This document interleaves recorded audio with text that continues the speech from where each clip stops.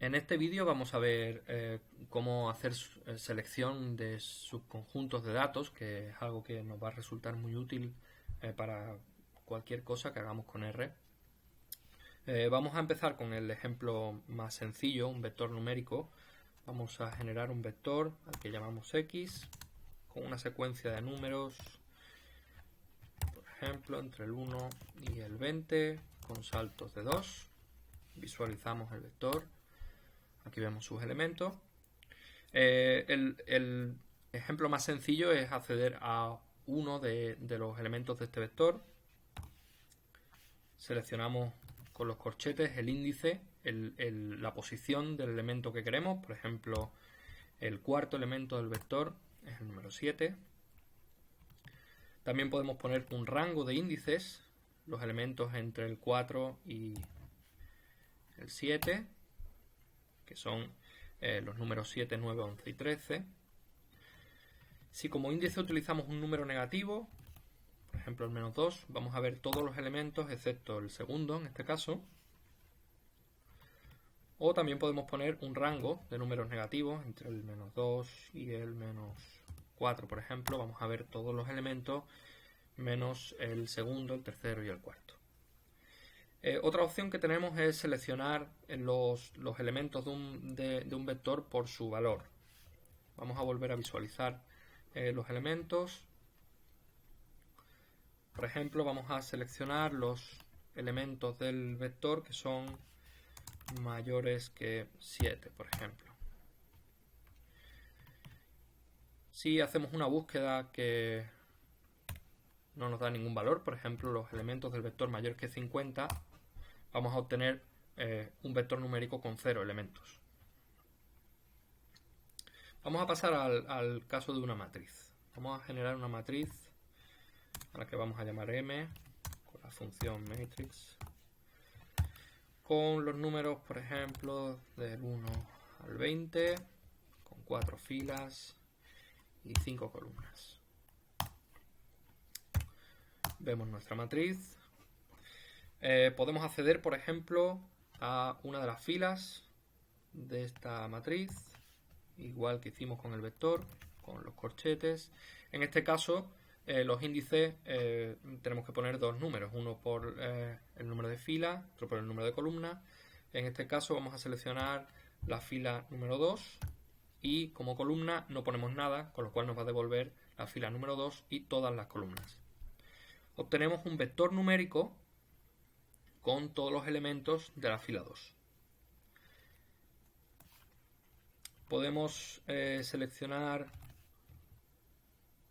un conjunto de filas entre la 2 y la 4, por ejemplo, y todas las columnas. Vamos a obtener una nueva matriz que corresponde a las filas 2, 3 y 4 de la antigua, pero al ser una matriz diferente, en este caso vuelve a tener filas 1, 2 y 3, aunque corresponden a las filas 2, 3 y 4 de la matriz anterior. Podemos hacer igual para las columnas, por ejemplo, los elementos de la cuarta columna, volvemos a obtener un vector numérico con estos elementos, o podemos darle dos índices y vamos a obtener un único valor, el que está en la posición de la tercera fila, cuarta columna. Al igual que hicimos para los vectores, también podemos obtener, por ejemplo, los valores de la matriz M que son mayores de 10. Obtenemos un vector numérico con todos los valores mayores que 10.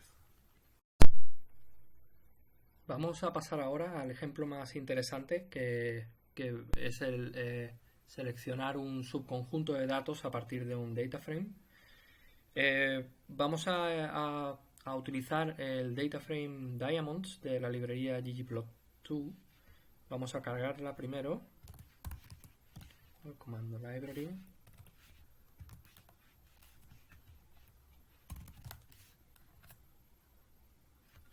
Ya deberíamos tener disponible. Voy a ver los primeros elementos con head del data frame Diamonds. Aquí vemos, esto es una base de datos que tiene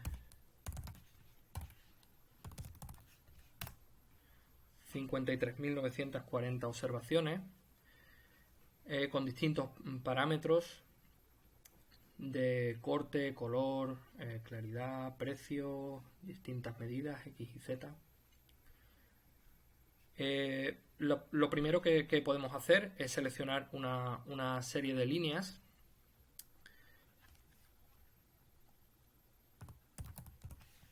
Al igual que hemos hecho con los vectores y las matrices, vamos a utilizar los corchetes para dar unos índices. Por ejemplo, el vector del 1 al 30 en las filas y nada en las columnas para seleccionarlas todas. Aquí podemos ver los 30 primeros elementos de este data frame. Vamos a guardarlo en una nueva variable. Vamos a llamarlo diam30.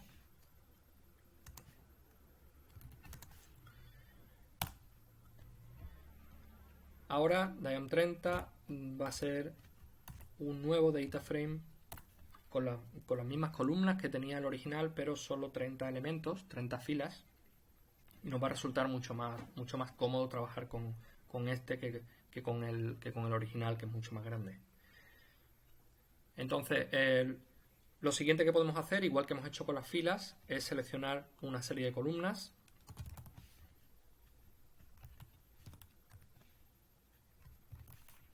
En este caso dejaré vacío el índice de las filas y seleccionamos, por ejemplo, entre la tercera y la quinta columna de este nuevo data frame. Aquí podemos verlas. Podemos también ir a elementos concretos, dándole índices tanto para filas, entre la 4 y la 7, y de la tercera a la quinta columna, y obtenemos un nuevo data frame solamente con los datos que le hemos pedido. Otra forma de seleccionar una columna de un data frame es con el símbolo de dólar. Y podemos de esta forma seleccionar cualquier columna por el nombre. Esto es bastante útil, pues podemos ver exactamente, y de hecho RStudio nos lo facilita mucho, podemos ver exactamente qué columna por su nombre estamos seleccionando. Por ejemplo, la de precio. Y si lo hacemos de esta forma, lo que obtenemos ya no es un data frame, sino un vector. Al estar pidiéndole solamente una columna, nos devuelve un vector, en este caso un vector numérico, con los datos de esa columna. De hecho, si queremos hacer seleccionar una serie de elementos de esta columna, que ahora es un vector, en este caso solamente tendríamos que darle un índice. Por ejemplo, los 5 primeros elementos, solamente le damos un índice, ya no ponemos la coma porque ahora es un vector, solamente tiene una dimensión.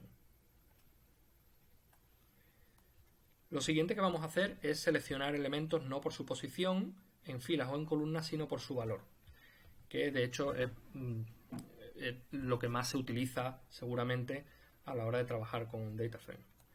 Queremos ver, por ejemplo, vamos a visualizarlo de nuevo entero. Queremos ver, por ejemplo, los datos. Vamos a seleccionar columnas completas. Filas completas.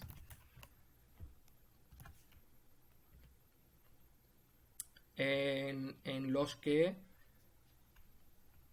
por ejemplo, volvemos a poner el nombre del data frame y seleccionamos una columna con el símbolo del dólar. Por ejemplo, de nuevo, la columna de precio sea mayor que 350.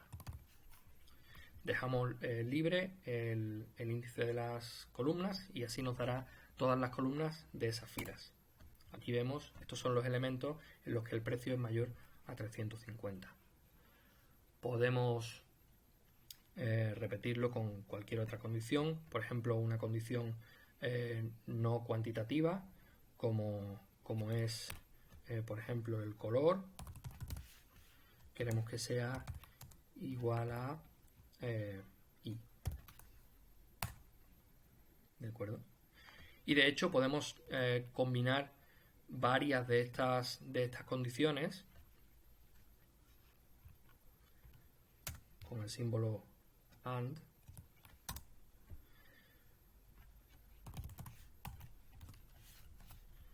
de forma que ahora queremos los elementos, las filas en los que el color es igual a i y, por ejemplo, x